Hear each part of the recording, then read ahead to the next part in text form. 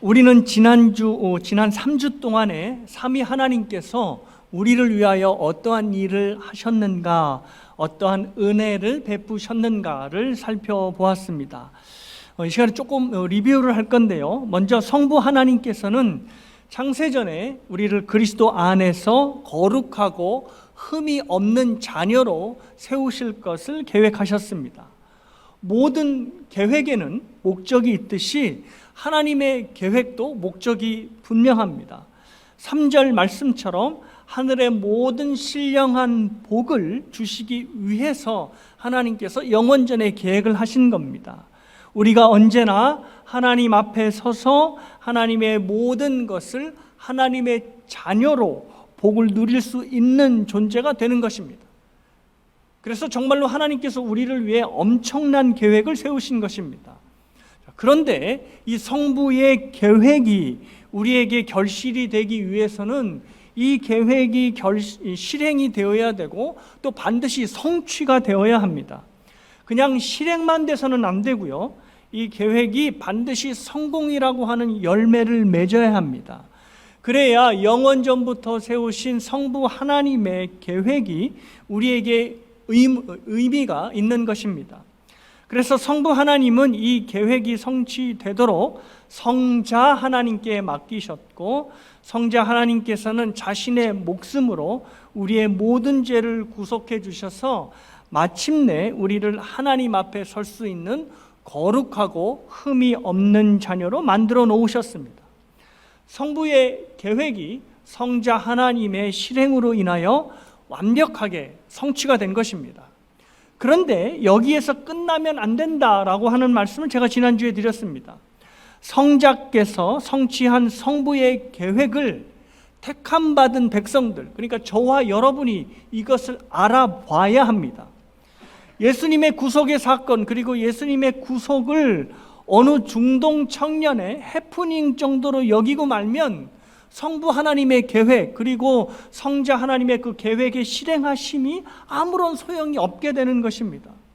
그게 뭐 나랑 무슨 상관이야? 라고 하나님의 택한 백성들이 하면 성부 하나님의 계획과 성자 하나님의 실행이 소용이 없게 되는 것입니다. 그래서 성령께서 예수 그리스도의 십자가 사건이 우리의 구원 사건임을 알아볼 수 있게 해주셨습니다. 이것이 바로 지난주에 말씀드린 성령의 적용하심이고 또 13절에서 언급한 성령의 인치심입니다.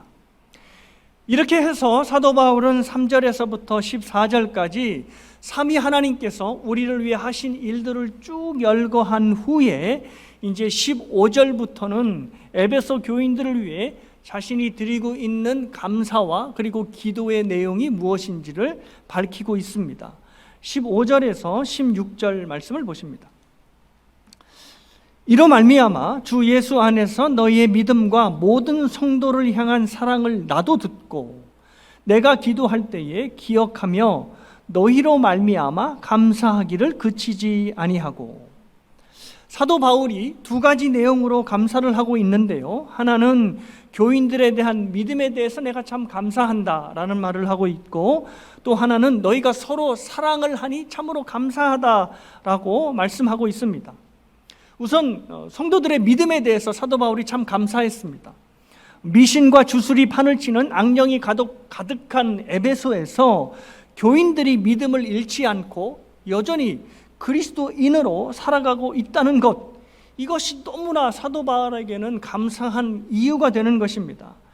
사도행전 19장을 보면 오늘 이 에베소 교회가 설립되게 된 배경이 언급되어 나옵니다. 주술사들이 자진해서 주술책을 태워버릴 정도로 하나님께서는 사도 바울을 통하여 에베소에 엄청난 영적 부흥을 일어나게 하셨습니다. 참으로 놀라운 일이, 정말로 기대할 수 없는 일이 일어난 것이지요. 그런데 이 에베소에서 그래서 복음이 좀 편만하게 되겠구나 싶었는데 생계를 위협받은 우상 세공업자들이 큰 소요를 일으키게 되어서 이 사도 바울 일행을 죽이려 달려들었습니다. 막 소요를 크게 일어나게 된 것이죠. 그래서 성경에 보면 에베소 전체가 크게 요동하였다라고 하는 말이 나옵니다. 그래서 사도 바울의 일행이 급하게 에베소를 빠져나가게 되었습니다. 그리고 나서 어느 정도 시간이 흘러 이제 사도 바울은 예루살렘으로 그 방향을 전환하게 되었고, 이제 예루살렘에서 복음을 전해야 되겠다라고 복음 사역을 지속해 나갔습니다. 그리고 여러분이 아시다시피 사도 바울은 예루살렘에서 체포가 되어서 이제 로마 황제에게 재판을 받기 위해 로마 군인들의 이 호위를 받으며 로마로 압송되어 갑니다. 그래서 이제 로마의 감옥에 갇히게 되는 것이죠. 근데 그 감옥에서 에베소 교인들에 대한 소식을 들은 겁니다. 안 좋은 소식이 아니라 좋은 소식을 듣게 된 거죠. 이들이 사도 바울이 떠나왔던 그 기간 동안에 믿음이 변치 않고 믿음이 계속 지속되어 있다는 말을 듣게 된 것입니다. 그러니 사도 바울이 얼마나 감격스럽습니까? 그래서 이것에 대해서 내가 맨날 너희들을 위해 감사가 그치지 않는다라는 말을 하는 것이죠. 뿐만 아니라 이 교회 밖 사람들의 미움과 시기와 질타가 만만치 않을 것인데, 교인들 서로가 바깥에 눈치 보지 않고 그들 서로 사랑하고 위로하고 있다니 또 사도 바울이 너무나 감사한 겁니다. 그래서 사도 바울이 내가 기도할 때에 너희의 믿음과 너희의 사랑으로 인하여 감사가 그치질 않는다라는 말씀을 한 것입니다. 그리고 나서 이제 사도 바울이 옥에 갇혀 있으면서도 에베소 교인들을 위하여 무엇을 간구하고 있는지 그 기도의 내용을 이제 밝히고 있습니다. 17절 말씀을 보십니다. 우리 주 예수 그리스도의 하나님 영광의 아버지께서 지혜와 계시의 영을 너희에게 주사 하나님을 알게 하시고. 사도 바울이 감옥에서도 교인들을 위해 기도하는 일을 잊지 않았습니다. 그런데 교인들을 위하여 어떠한 것을 계속 간구했냐면 지혜와 계시의 영, 즉 성령 하나님을 통해 에베소 교인들이 하나님을 아는 것, 이것을 사도 바울이 계속 기도하였습니다. 그러니까 에베소 교인들이 하나님을 아는 일에 열정을 갖고 관심을 갖고 거기에 쏟아붓기를 간절하게 원했던 것입니다. 여러분은 이 기도 제목에 대해서 어떻게 생각하십니까? 저는 이 기도 제목을 듣고 우리의 고개를 갸우뚱하는 기도 제목이라고 생각했습니다. 사도 바울은 3절에서 14절까지 삼위 하나님께서 에베소 교인들을 위하여 어떠한 일을 하셨는가를 쭉 설명하고 열거해 왔습니다. 그리고 에베소 교인들이 이 삼위 하나님이 베푸신 은혜로 인하여서 너희들이 믿음을 잃지 않고 너희들이 서로 사랑하게 되었다라는 것도 밝히게 되었습니다. 그러면 이제 사도 바울의 기도는 에베소 교인들이 하나님의 자녀답게 이제 살게 하여 주시옵소서라고 기도를 해야 할 것 같은데, 사도 바울의 기도는 여전히 성령 하나님을 통하여 하나님을 알도록 간구하는 기도를 하고 있었다는 겁니다. 에베소 교인들이 이미 신실한 그리스도인이 되었고, 그렇다면 이들은 하나님을 아는 지식이 이미 충분히 있었을 것이라 저는 생각합니다. 그렇다면 이제는 교인들이 하나님을 아는 지식은 좀 이렇게 제껴두고 이제 하나님을 위해서 무엇을 해야 할 것인가, 그래서 너희들이 얼만큼 열심히 헌신하고 얼만큼 열심히 봉사하는 것에 따라 너희들의 믿음이 달려있다라고 얘기를 하고 그것을 위해서 기도할 것 같은데, 정작 사도 바울이 교인들을 위해서 기도하고 또 교인들에게 부탁을 하는 것은 하나님을 아는 것이었습니다. 사도 바울에게는 교인들이 하나님을 위해서 무언가를 하는 것이 먼저가 아니라 은혜를 베푸신 하나님을 아는 것이 먼저였다는 사실입니다.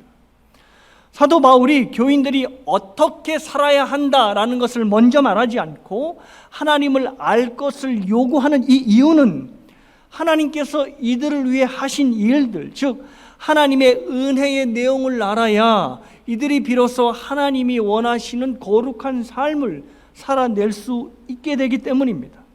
즉 하나님이 하신 일, 하나님의 은혜가 이들의 삶을 바꾸어 놓기 때문입니다. 물론 사도 바울은 하나님이 기뻐하시는 삶의 내용, 그리고 에베소 교인들이 하나님을 위해 무엇을 해야만 하는지에 대한 의무에 대해서 빼놓지 않고 말씀을 합니다. 여러분이 이제 나중에 보시겠지만 에베소서 후반부인 4장에서부터는 그리스도인들이 살아야 될 삶의 내용과 의무에 대해서 굉장히 상세하게 밝혀놓고 있습니다. 그런데 사도 바울은 항상 하나님이 성도들에게 하신 일을 먼저 말씀하고 그 다음으로 그 성도들이 해야 할 의무를 밝히고 있습니다. 이것이 바로 사도 바울의 가르침의 순서이고 또한 성경의 가르침의 순서가 됩니다.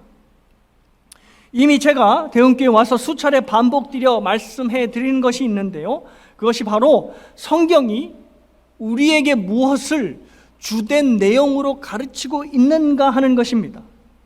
이것은 여러분이 그냥 좀 듣지 마시고 필기를 하시든지 뭘 해서 반드시 여러분의 머릿속에 좀 외우셨으면 좋겠습니다.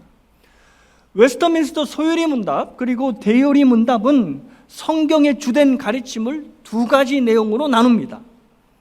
사람이 하나님에 관해 무엇을 믿어야 할 내용과 또 하나님께서 사람에게 의무적으로 요구하시는 내용, 이렇게 성경의 가르침을 두 개로 나눕니다. 좀 간략하고 쉽게 표현하자면 이렇습니다. 성경의 주된 교훈이 하나님께서 우리에게 베푸신 은혜가 무엇인지를 가르치고 있고요, 또 그 다음 내용으로는 하나님의 은혜를 받은 우리가 그렇다면 무엇을 해야 할 것인가, 하나님께 어떤 의무를 다할 것인가를 가르치고 있다는 겁니다.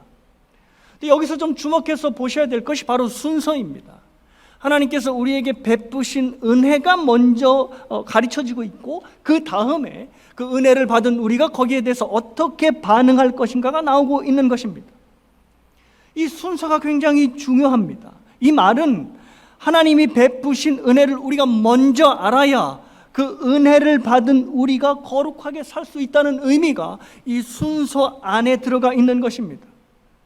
17절 말씀대로 지혜와 계시의 영이신 성령께서 하나님을 알게 하셔야, 다시 말해서 하나님께서 우리에게 어떤 은혜를 베푸셨는가를 알아야 계속해서 우리의 삶이 새롭게 되고 말씀을 새롭게 깨닫게 되는 것이고 그 깨달은 말씀이 우리의 삶에 적용이 되는 것입니다.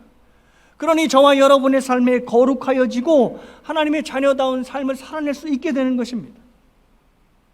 자, 그런데 여기서 조금 추가적으로 설명할 것이 있습니다. 그것은 바로 하나님을 안다는 것에 대한 의미입니다.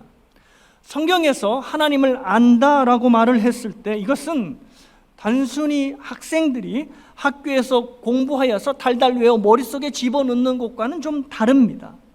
성경에서 하나님을 안다는 것은 하나님을 인격적으로 그리고 하나님을 개인적으로 경험한다는 것을 의미합니다. 하나님은 사랑이시다라는 것을 여러분이 성경에서 읽으셨다면 여러분의 삶에서 하나님은 사랑이시다라고 하는 이 명제가, 이 진리가 체험적으로 그리고 인격적으로 여러분의 삶에서 경험되어야 합니다.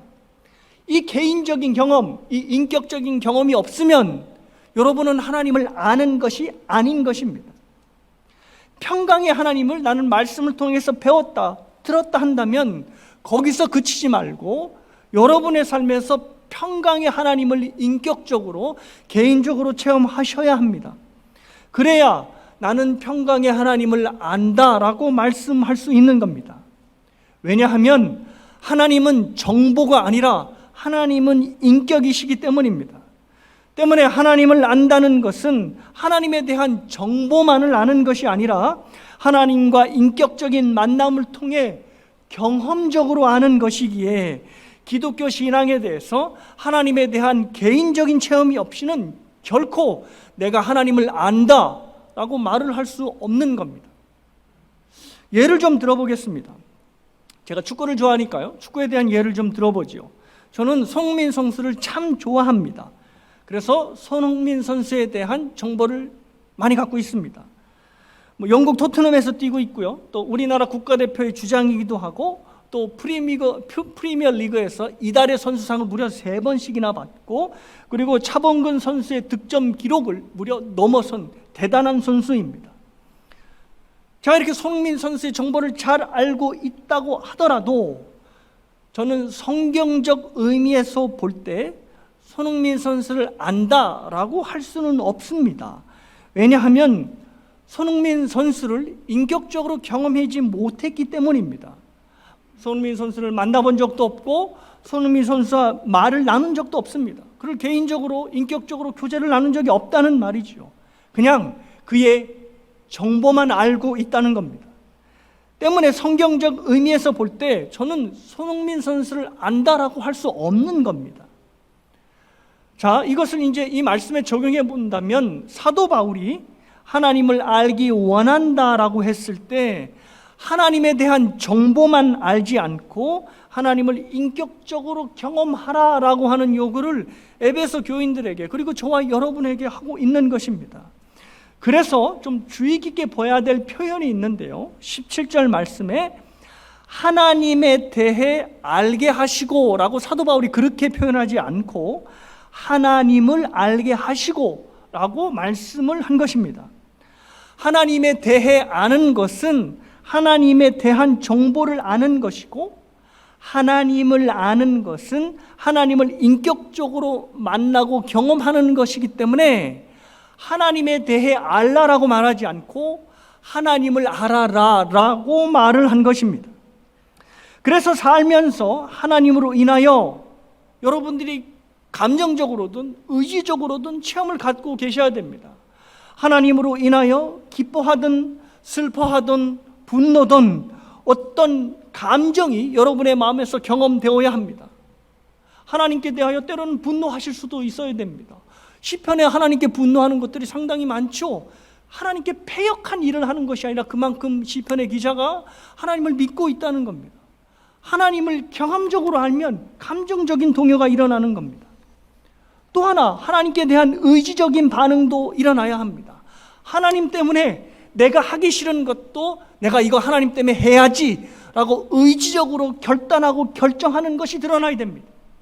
근데 우리의 삶에서 하나님에 대한 감정도 그리고 어떤 의지의 결단도 일어나지 않는다면, 않는 사람이 있다면 그 사람은 하나님에 대해서 안다고 볼 수 없는 겁니다. 나보다 앞서가셔서 모든 것을 예비하시는 하나님을 성경을 통해 여러분이 충분히 들었다면 그 충분히 들은 만큼 내 삶에서 직접 내 모든 삶을 예비하시고 한 발, 아니 몇 발도 앞서가시는 하나님을 저와 여러분의 삶에서 경험해야 한다는 것입니다. 인격적으로 만나야 된다는 거죠. 그래야지 성경적으로 하나님을 안다 할 수 있다는 겁니다. 머릿속에서는 하나님에 대한 정보는 참으로 많은데, 그래서 들은 풍월은 많은데, 그래서 목사님이 성경 본문을 딱 읽으면 아, 목사님의 설교가 이렇게 시작해서 이렇게 돼서 이렇게 결론을 짓겠구나라고 아는데, 그 들은 하나님에 대해서 우리의 삶에, 저와 여러분의 삶에 인격적이고 개인적인 체험이 전혀 없다면 그는 결코 하나님을 아는 사람이라 볼 수 없는 것입니다. 그래서 저와 여러분의 기도에서 사도 바울이 했던 기도, 에베소 교인들을 했던 기도가 나와야 합니다. 지혜와 계시의 영으로 하나님을 알게 하여 주시옵소서라고 하는 기도가 나와야 하는 겁니다. 지난주에 말씀드렸듯이 성령께서 구원의 진리를 우리의 삶에 적용시키는 것은 우리가 주님을 처음으로 영접할 때만 일어나는 역사가 아닙니다. 그리스도인이 된 이후에도 성령께서 진리의 말씀 그리고 구속의 은혜를 계속해서 날마다 우리에게 새롭게 적용하여 주십니다. 그래서 이미 알고 있었던 하나님의 말씀이고 구속의 사건인데 나에게 전혀 새로운 뜻으로 다가오는 것입니다. 그래서 이렇게 전혀 새롭게 다가오는 깨닫게 된 말씀이 내 삶에 적용됨으로 내 삶이 계속 어제와 다른 오늘을 살게 되는 것입니다.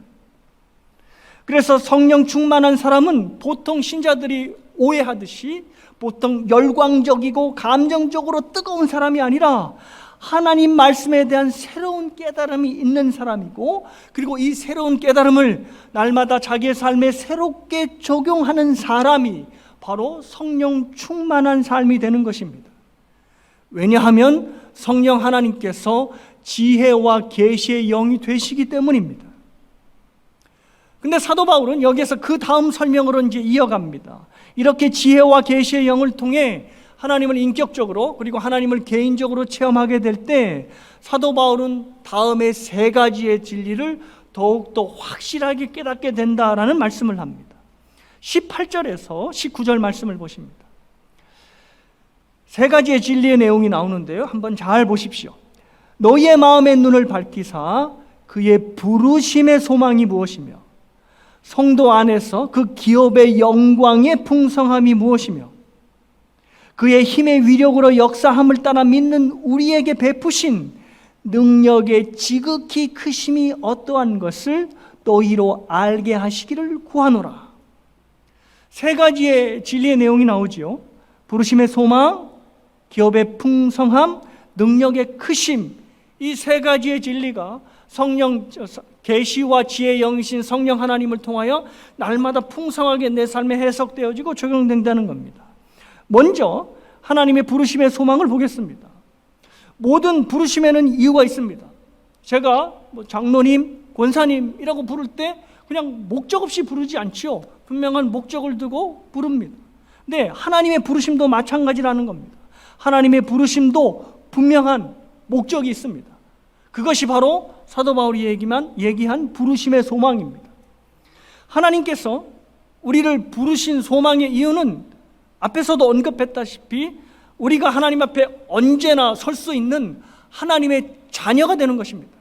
그래서 우리가 하나님 앞에 늘 간구하고 하나님을 찾아가고 하나님께 구하는 사람이 되기를 원하는 겁니다.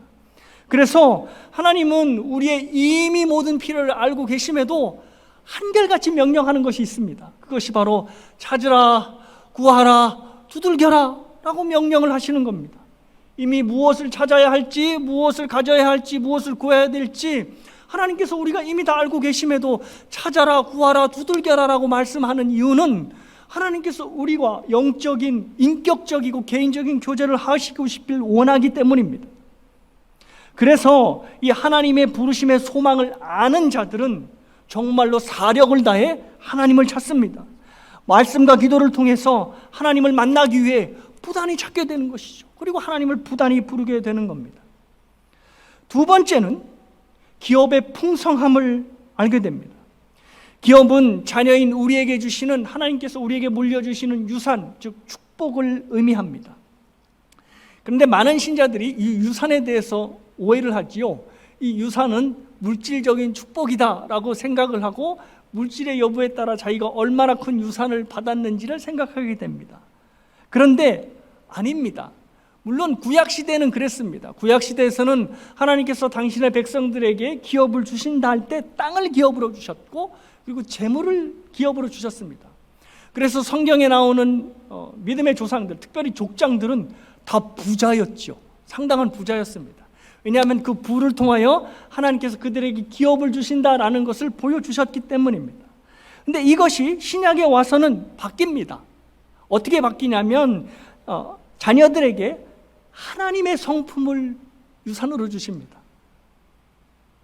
좀 실망스러우십니까? 이미 구약처럼 땅이나, 요즘 집값도 올라가는데 땅이나 물질을 줄 것이지 하나님의 성품을 주시노. 근데 하나님의 성품이 정말 좋은 겁니다. 왜냐하면 하나님의 성품은 이 땅에서뿐만 아니라 우리가 천국에서 누릴 수 있는 영원한 유산이고 기업이기 때문입니다. 팔복을 한번 생각해 보십시오. 예수님께서 공생애를 시작하실 때 팔복 설교를 제일 먼저 하셨는데 이 복의 내용들이 전부 뭐에 관련되어 있냐면 하나님의 성품과 관련되어 있습니다. 이 하나님의 성품을 우리가 이 땅에서 누리는 것, 이것이 바로 기업의 풍성함을 누리게 되는 겁니다. 세 번째는 우리에게 베푸신 하나님의 능력을 알게 되는데요. 이 능력이 20절에 나오는 바로 죽음을 깨뜨리는 부활의 능력입니다. 부활의 능력이 우리에게 있다는 것은 이것은 우리에게 닥치는 모든 고난과 어려움들을 돌파해낼 수 있는 힘이 이미 주어졌다는 겁니다. 심지어 뭐까지 돌파해낼 수 있다고요? 죽음까지도 돌파해낼 수 있는 능력이 우리에게 주어진 것입니다. 그래서 성경은 성도들이 죽음과 전혀 상관이 없는 사람이 되었기에 성도들의 죽음을 죽었다라고 하는 표현을 사용하지 않고 그가 잠을 잔다라고 하는 표현을 씁니다. 이것을 가장 선명하게 잘 보여주는 그림이 회당장 야이로의 딸을 살릴 그 모습이라고 생각합니다. 야이로의 딸을 살릴 때 예수님이 그 유명한 말을 하셨죠. 달리다굼이라고 하는 말씀을 하시며 그 소녀를 일으키셨습니다. 그런데 그 달리다굼이 달리다곰 하는 이러한 어떤 분위기의 뉘앙스가 아니라 달리다곰 하는 읊조리는 굉장히 작은 목소리입니다. 왜냐하면 이 달리다곰의 목소리가 자는 자녀를 깨우는 소리이기 때문입니다. 얘야 일어나라 라고 하는 것이 이 달리다곰의 뜻입니다. 그러니 정말로 예수님께서 이 야이로의 딸을 살릴 때 소리 지르시지 않고 잠자는 아이를 깨우는 것처럼 얘야 이제 일어나야지 하니 그 죽음에서 일어나게 된 것입니다. 왜냐하면 예수님의 말씀대로 그 아이는 죽은 것이 아니라 잠을 자고 있었기 때문입니다. 자, 이렇게 하나님과 인격적으로 교제하며 성령을 통해 말씀을 늘 새롭게 적용하는 사람은 이 세 가지의 진리, 즉 부르심의 소망, 기업의 풍성함, 하나님의 능력을 삶에서 확인하게 됩니다. 성경을 읽을 때 그리고 기도를 할 때 이 세 가지의 진리들을 더욱더 풍성하게 깨닫게 되는 것이죠. 그리고 무엇보다도 교회에서 이 세 가지의 진리를 더욱더 풍성하게 깨닫게 되고 삶에 적용하게 됩니다.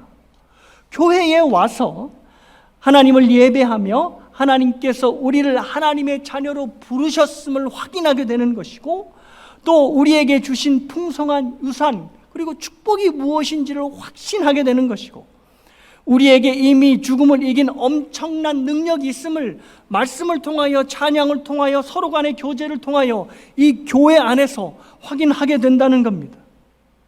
찬양에서, 선포되는 말씀에서, 또 우리의 기도에서, 우리의 교제에서 서로 확신하게 되는 것입니다. 그래서 이것으로 인하여 하나님의 자녀로 이 세상을 살아갈 힘과 능력을 얻게 되는 겁니다. 자, 그런데 한 가지 퀘스천을 다시 해야 됩니다. 목사님, 왜 굳이 교회에 와야지만 그것을 경험하게 되는 겁니까? 혼자 기도하고 혼자 말씀 읽고 혼자 신앙생활을 해보면 부르심의 소망, 기업의 풍성함, 하나님의 능력의 크심을 충분히 알 것 같은데 왜 굳이 탈도 많고 갈등도 많고 문제가 많은 교회에 꼭 와서 이것을 들어야 됩니까? 라고 반문을 제기하시는 분도 있으실 겁니다. 한 기독교 운동가가요, 책을 하나 썼는데 그 책 제목이 가나안 성도 교회 밖 신앙이라고 하는 책이었습니다. 가나안 성도는 이제 하도 많이 들으셔서 알지요. 가나안 그러니까 거꾸로 하면 안 나가잖아요. 그러니까 신앙을 가지고 교회 안 나가는 성도. 그래서 제목이 교회 밖 신앙입니다. 여기에 이제 한 인물이 소개되는데요. 그 인물이 기독교 단체를 이끌고 있는, 기독교 단체를 이끌고 있으니까 어느 정도 학식도 있는 거죠. 믿음도 깊고 그 중견 간부를 소개하고 있습니다. 이분이 교회를 14년 넘게 다녔는데 그 14년 동안 하루도 마음이 편할 날이 없었답니다. 그래서 그 다음부터 교회를 딱 끊고 6개월 동안 안 나가기 시작했는데 너무나 행복하다는 거지요. 그래서 이분이 주일날 어떠한 일상을 소화해내냐면, 또 주일학교는 필요하다고 해서 자기 아내와 아이는 교회에 보내고 자기는 도나스 가게에 앉아서 아주 깊이 있는 신학책을 펴서 읽는답니다. 얼마나 마음이 편하고 기쁜지를 모른다는 겁니다. 이렇게 혼자 아주 신학조예가 깊은 책을 읽고 말씀을 읽고 성경을 읽으면 은혜의 풍성함, 부르심의 소망, 기업의 풍성, 이 모든 것들을 다 알 수 있을 것 같은데 왜 그렇게 문제 많고 탈도 많은 교회를 와야 은혜의 풍성함을 경험하게 된다는 것일까요? 사도 바울이 여기에 분명한 답을 주고 있습니다. 21절에서 23절을 보십니다. 모든 통치와 권세와 능력과 주권과 이 세상뿐 아니라 오는 세상에 일컫는 모든 이름 위에 뛰어나게 하시고 또 만물을 그의 발 아래에 복종하게 하시고 그를 만물 위에 교회의 머리로 삼으셨느니라. 교회는 그의 몸이니 만물 안에서 만물을 충만하게 하시는 이의 충만함이니라. 하나님께서 모든 통치와 권세와 능력과 주권을 예수의 발 앞에 복종케 만드셨습니다. 그런데 흥미로운 것이 하나 있는데요, 그 예수님께서 모든 것을 다 허락하시고 복종케 하셨으면 만물 위에 직접 서셔서 만물을 다스리시면 되는 것 아닙니까? 그런데 만물 위에 직접 서서 만물을 다스리시는 것이 아니라 만물 위에 교회를 세우시고 교회를 통해 다스리시는 겁니다. 그래서 오늘 표현이 그를 만물 위에 교회의 머리로 삼으셨다라고 표현하는 겁니다. 만물 위에 교회가 있는 것입니다. 그래서 교회의 머리 되시는 예수님께서 교회를 통해 만물을 다스리시는 겁니다. 그러니까 교회가 정말로 엄청난 영광과 대단한 권세를 가지고 있는 것입니다. 그래서 오늘 설교의 제목이 만물 위의 교회라고 지었습니다. 어떠세요? 만물 위의 교회라고 하는 표현을 들을 때 아멘 하면서 납득이 되십니까? 아니면 이거 좀 너무 과한 것 아니야? 라고 하는 생각이 드십니까? 아마 대부분의 많은 성도들이 목사님 무슨 교회가 그렇게 대단합니까? 문제 많고 갈라지는 교회가 이 땅에 얼마나 많은데 예수님께서 만물 위에 교회를 세우셨다고요? 에이, 그럴 리가. 교회가 그렇게 영광스러운 것입니까? 라고 아마 반문하실 겁니다. 근데 그렇습니다. 예수님께서 교회를 만물 위에 예수님께서 직접 서지 않고 교회를 만물 위에 세우셔서 교회를 통해 다스릴 정도로 교회는 정말 대단하고 영광스러운 것입니다. 이것을 믿어야, 이것을 바르게 고백하여야 저와 여러분이 교회에 대한 바른 태도가 나옵니다. 근데 우리에게 이런 고백이 안 나오니 교회에 대한 바른 태도가 나오질 않는 겁니다. 무엇 때문에 교회가 엄청난 권세와 영광을 가지고 있는 겁니까? 만물을 다스리고 계시는 예수님께서 유일하게 교회에만 충만하게 거하시기 때문입니다. 교인들 때문에 교회가 영광스럽게 되는 것이 아니라 만왕의 왕이신 예수님이 교회에 충만하게 거하시기 때문에 바로 그 교회가 존귀하고 영광스럽게 되는 것입니다. 우리가 교회를 만물의 교회로 생각하지 못하는 이유는 교회 안에 충만하게 편만해 계신 예수님을 바라보지 못하고 교회의 구성원들인 교인을 통하여 교회를 바라보기 때문입니다. 다투고 갈등하고 분쟁한 교인들을 통해서 교회를 보니 주님께서 교회를 만물 위에 세우셨다라는 것이 도저히 믿겨지지 않는 것입니다. 그런데 사도 바울은 보잘것없는 교인들을 통하여 교회를 보지 않고 그리스도를 통하여 교회를 보았습니다. 만물을 다스리시는 예수님께서 교회에 충만히 거하시고 계신 것을 믿음으로 바라보게 되자 교회가 만물 위에 우뚝 서 있는 것을 목도하게 된 것입니다.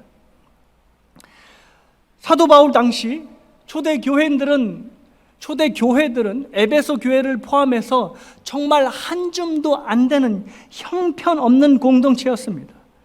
특히 에베소 교회는 아담의 신전과 비교하여서 정말 초라하게 이르기 없었습니다. 그런데 바울이 그렇게 처한 교회를 세상 만물을 다스리는 만물 위의 교회로 선포하는 이유는 단 하나입니다. 만물을 다스리시는 예수 그리스도께서 머리로 교회를 다스리시기 때문입니다. 그리고 그리스도의 영광이 교회에 가득하기 때문입니다. 그렇다면 우리가 교회를 하나님께서 만물 위에 세우셨다라고 하는 말을 들을 때 믿지 못하고 깜짝 놀라는 이유가 분명해집니다. 이 땅의 많은 교회들이 교회가 만물을 다스리는 예수님을 교회의 머리로 두지 않았기 때문입니다. 교회가 만물을 다스리는 예수님을 머리로 교회의 주인으로 삼고 있었다면 그 교회는 자동적으로 만물 위의 교회가 되는 것입니다. 예수님이 만물을 다스리시는 분이니 이 예수님을 머리로 두고 있으니 당연히 교회는 만물 위의 교회가 되는 것입니다. 그런데 너무나 많은 교회들이 만물을 다스리시는 그리스도를 머리로 두고 있지 않으니 교회가 우스운 것입니다. 심지어 신자들까지도 교회가 별것 아닌 것으로, 심지어 교회를 허접한 것으로 여기게 되는 겁니다. 그렇다면 이제는 우리 스스로에게 중요한 질문을 던질 차례가 되었습니다. 그 질문은 우리 교회가 만물을 다스리시는 그리스도의 영광으로 충만한 곳인가? 라고 하는 질문을 던져야 합니다. 이 질문에 답을 하기 위해서는 우리 교회가 그리스도의 다스림이, 그리스도의 머리 되심이 충만하게 드러나고 있는가를 봐야 할 것입니다. 교인들 각자가 하고 싶은 말이 있고 확고한 주장이 있고 지혜와 경험이 있어도 교회의 머리 되시는 그리스도 앞에 고개를 숙이고 입을 다물고 있는 모습이 과연 우리 교회에서 목도되고 있는가를 살펴봐야 한다는 말입니다. 저와 여러분이 교회의 머리 되시는 예수님의 주권 아래에 있다는 것들이 저와 여러분의 표정에서, 그리고 저와 여러분의 말을 통하여, 저와 여러분의 행동과 결정을 통하여 드러나고 있다면 우리 교회는 분명 천상과 지상을 다스리고 있는 그리스도를 머리로 두고 있는 교회가 틀림이 없습니다. 그러나 그리스도의 교회 되심은 이름만 있을 뿐이고 자기를 주장하고 자기의 영광을 꾀하며 자기의 이익을 추구하는 교인들이 많다면 우리 교회는 죄송하지만 만물 위의 교회는 아닌 것입니다. 사랑하는 여러분, 저와 여러분이 우리 교회에 대하여 가져야 되는 소망은 분명합니다. 교인 수가 많아져서 교회가 날마다 커져가는 그런 소망이 아니라 그리스도의 왕되심이 드러나는 교회, 저 교회는 다른 건 잘 모르겠는데 그리스도의 영광으로 정말 충만한 교회야 라고 하는 그 인정을 받고 싶어하는 소망을 저와 여러분이 품어야 한다는 말입니다. 기억하십시오. 교회의 권세는 교회의 규모와 교인 수와는 전혀 상관이 없습니다. 몇 명 되지 않는 교인들이 모여도 그 교회 안에서 그리스도의 왕되심이 선포되고 그리스도의 왕되심이 그 교인들의 얼굴에서, 교인들의 삶에서 드러나고 있다면 그 교회는 분명히 하나님께서 만물 위에 우뚝 세워주신 교회임에 틀림이 없습니다. 보잘것없이 보이는 그 교회가 만물을 다스리는 그리스도를 머리로 두고 있기 때문입니다. 그런데 반대로 수백 명, 수천 명이 모이고 교회 건물을 보면 와, 이런 게 교회 건물이야? 라고 할 정도로 떡 벌어진 건물을 갖고 있다 하더라도 그 교회에서 그리스도의 머리 되심, 즉 그리스도의 다스리심이 전혀 보여주지 않는다면 그 교회는 예수 그리스도를 머리로 둔 교회가 아닌 것입니다. 그리고 그리스도를 머리로 두고 있지 않은 교회는 더 이상 교회일 수 없다는 것입니다. 사랑하는 여러분, 우리 교회가 세상 만물을 주관하시는 진정한 왕이 그리스도이심을 보여주는 길은 단 하나밖에는 없습니다. 그것은 우리가 스스로 교회 안에서 그리스도의 권세 앞에, 그리스도의 말씀 앞에 머리를 숙이고 무릎을 꿇는 것밖에는 없습니다. 자신의 주장을 내려놓고 자신의 경험과 지혜를 포기하며 그리스도의 머리 되심을 고백하며 그 앞에 머리를 숙이는 방법 이외에는 그리스도의 왕 되심을 우리 교회가 세상에 드러낼 수 있는 방법은 없다는 말입니다. 우리가 그리스도의 다스리심 앞에 고개 숙여 복종하게 될 때 만물을 충만케 하시는 그리스도의 충만함이 비로소 우리 교회에 가득 차게 될 것입니다. 그리고 세상은 그런 우리 교회를 보며 그리스도께서 이 땅을 다스리시는 만왕의 왕이 되심을 비로소 목도하게 될 것입니다. 우리 교회와 그리고 저와 여러분이 머리 되신 예수님을 세상에 드러내는 그리스도의 영광이 충만한 교회, 그리고 그리스도의 영광이 충만한 성도가 되시기를 주님의 이름으로 축복합니다.